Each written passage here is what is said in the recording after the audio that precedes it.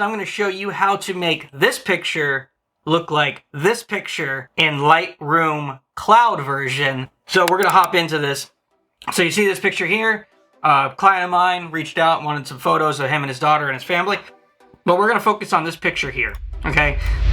Already got a dramatic look to it. There's no edits done. This is the original. This is the edits. Convert it back to its original form. And it may look a little bit different, but that's okay because we are going through this together. Okay, so first of all, when I look at this picture, there's a lot of empty space up in this area right here. It's very, it's just a whole lot of tree, right? So we're gonna go ahead and crop that out a little bit and bring the focus more to the subjects while keeping them in the rule of thirds, where his head's up on the third line there, but also on the right hand side you got her. We can crop this a little bit more, but we did shoot on the R6, so not as many megapixels to play with. But we're going to start with these tabs here. We're going to start with the exposure sliders, the highlights, shadows, etc. I don't normally touch exposure unless I need to lighten the entire photo. A lot of you guys may not know this, but if you hold shift and double click on your whites and blacks or any of these, it'll actually put it to auto. And I actually like to do that to give me a good starting point. It tells me where the whites need to be. If you hold Alt, you can actually edit the photo till you start seeing some white. See how bright that is? So we're gonna reset this and we're gonna go ahead and use Alt. And we're gonna go till the white starts showing. Bam, right there, okay? Now, black, same deal. Until you see a speck of black. And that way you know your blacks are right, your whites are right, everything else. And then I start doing shadows, highlights, and all that. So I don't like how bright his shirt is. It does draw attention to the subject. That's great, but there's there's no contrast in the crease marks. So we're gonna go ahead and bring that down quite a bit. And you can see there's a lot more contrast now. We're gonna go a little bit more dramatic. I want them to really pop, okay? I love this because it's got different layers to it. It's got foreground, it's got background, it's got them in the middle. And you basically focus on them because they're the only thing that's not green in this whole entire section. I do want to put more emphasis on them, but we're going to go to tone curve next. So we're going to go with the curve here. And I'm going to go ahead and bump up just a little bit here. And I like to bring this down just a tad and flatten them up. And then I like to bring the blacks up a little bit, but bring the shadows more down. And I try to keep the midtones right in the middle there, unless I really need to brighten them up. And I basically go for a basic S curve, okay? Then we'll go in here to go ahead and do some quick adjustments here. We're gonna go ahead and drop that down a little bit. I'm gonna drop this down a tiny bit. And if you've ever played with these here, these red, green, and blue curves, this gives you a lot of color options. We're not gonna do that today. We're just gonna keep it basic. All right, now, color tab. This picture is a little too green for me. I don't like all that green. I mean, it looks beautiful, don't get me wrong, but I like to add a little bit of subtle oranges and stuff like that, but I want to also counteract that with some blues. So we're gonna go in here. I like to hit the vibrance up just a little bit. Saturation, I mess with the colors. I don't really mess with saturation all that much. The temperature looks pretty good. Their skin looks really good, but we're gonna go ahead and adjust the greens and stuff to give it more of like that autumny feel. So if we go into the green, we know that's the most of our image, right? We can also do this color picker here, and we can adjust from here, and that'll adjust your hue. Okay, we're actually going to adjust hue back a little bit, and we're gonna go to about right there. Okay, we're gonna bring saturation down a tad bit. We want the moodiness, and we're gonna bring the luminance up. Oranges, as you guys may know, do affect the skin tones. So I do only want to move the oranges just a little bit. I'm gonna bring the saturation up just a tad bit because this will bring the color back to their skin. And then we'll bring the luminance down just a tad bit too. And if you don't know this, if you brighten up your colors will actually lose saturation a little bit. And if you darken your colors, it'll get more saturation. You're adding more blacks into the colors, and then you're brightening the image. Just like when you wash out your whites, that's exactly what you're doing. We don't really need to do too much more to this. We'll maybe see what this does to our picture here. It does look like it's affecting these here. Let's make sure here. Yeah, see how it's affecting the back there? We don't want too too many blues in the green in what's supposed to be green. So we're gonna bring the saturation and luminance of those down a little bit, and we're gonna change the hue towards the green area. So now that we've got this base edit here, we're gonna scroll down, we're gonna give it some clarity, just a tad bit, not a lot. And there's a lot of texture in this photo already, so we're gonna bring down the texture, and we're going to dehaze. Now sharpening, like I like to do, is I like to hold Alt and move the masking tool until I get the edges of my subject where I want them, and then I'll bump up sharpening to about 50. That way I have sharp edges. So we're gonna now play with the masks. Now this is where it comes to be dramatic. So you can do your really basic edit where you can select your subject, which this is a lot of people what they do. They select the subject and it'll select everything. It'll select the bench and everything like that. People will do an invert tool and go ahead and bump down exposure and make them pop more. Well, we're not doing that. We're actually going to be doing something a little bit different. It's already dark around the subjects, so I'm just going to bump up the shadows a little bit, and I'm going to bump down the clarity a little bit, and that's it. I'm going to do this. That's only I'm going to do the subject, because the subject already pops. They already have a lot of detail to them. I'm not going to worry about them right now. What I'm going to do though is I want to make it look like there is more light coming in from the top left of this picture.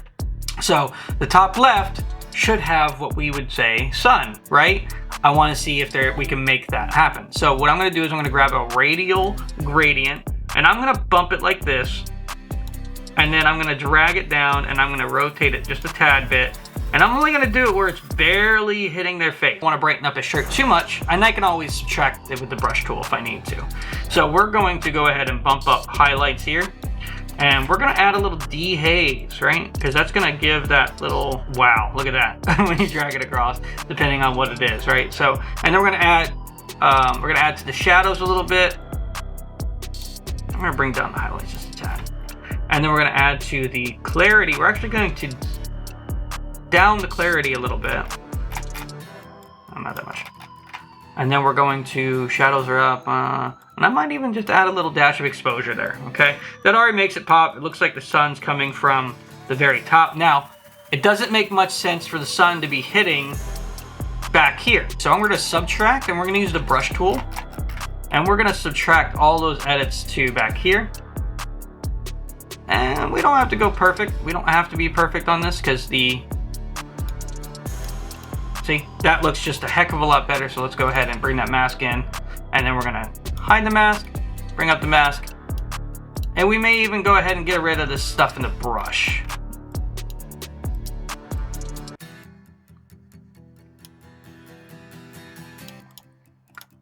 Just adding that little extra flair to the subject to make sure that they are in focus the whole time. Now, there is a lot of distance between this, the subject and the black bush. That is why I took out the light. It just didn't look right to me. And again, it pops our subject out a little bit more. One more thing I'm going to do is I'm going to go ahead and add a linear gradient to this foreground here. We're going to darken up the foreground a little bit. And we're going to actually increase the blacks. Okay. So we got a before and we got an after. Yeah, we could do a little bit more to it though. Let's go ahead and bump our temperature up just a tad bit. And let's go ahead and color grade some blues to help kind of mellow out the oranges you're gonna see in the picture. So we're gonna go into the shadows, and we're gonna go ahead and we're gonna cool down the shadows. But whoa, not that much. See that? See how different colors affect all the shadows, and there's a lot of shadows in this picture, so it's gonna affect a lot of the picture. And if we bring this up way too much, it's a different photo. Look at that. It's not as autumny feel. It's not as, it's just too much blue, okay? And it's Florida, right? So we're gonna go ahead and bring this to the starting point, and we're just gonna bring it down just a little bit till we're happy. I'm gonna bring it to right there. Now, to counteract that, if you think it's too heavy, you can always go into your highlights tab, bring it to your oranges, and go ahead and add some oranges. We can go ahead and bump up, push down. See, there's not as many highlights, but if I bump it up too much, it looks like his shirt's turning orange. So I want to keep it pretty low. I want to make sure I'm not messing with his shirt too much, not messing with their skin tones too much, and basically keeping it from there to there. It gives it the dramatic feel. This picture was already shot pretty dang good. It was very dark in one area, but where they were sitting, the sun was just hitting. So it made it make sense. There's a lot of trees in the area. But with this here, it just gives it that crisp, it's got the fall feel to it a little bit. It's not too heavy on it. And it just, overall, it looks really good.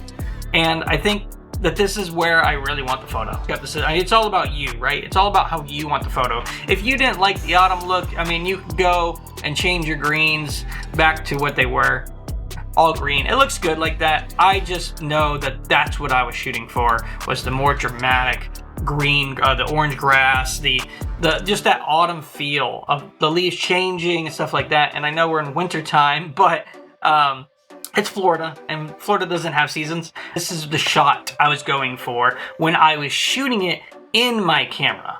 I wasn't looking for all these greens.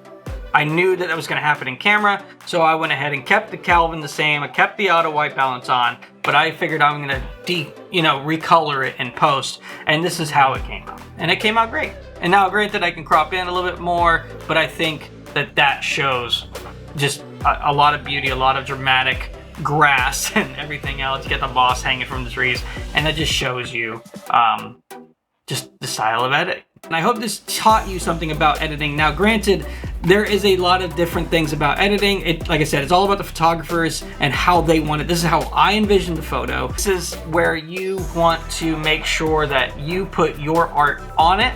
And if the client loves it, great. If the client doesn't love it, well, they were just picking you because you're a photographer, maybe not because they liked your work, or they didn't see a lot of your work. They only saw a few snippets of it, and they were expecting something different. And that's okay. That's where you make it clear to the client, hey, what do you want? That's what you ask, you know?